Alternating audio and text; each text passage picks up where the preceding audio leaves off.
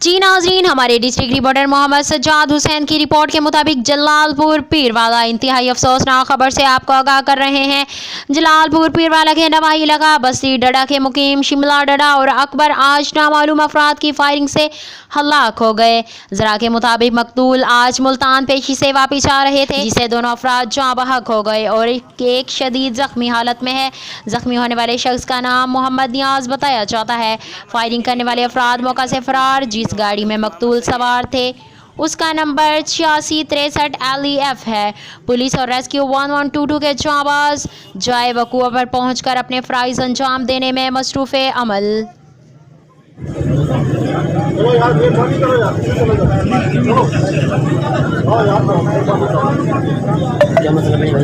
कुछ नहीं यार, दुश्मनी आई जी, दो बंदे थे।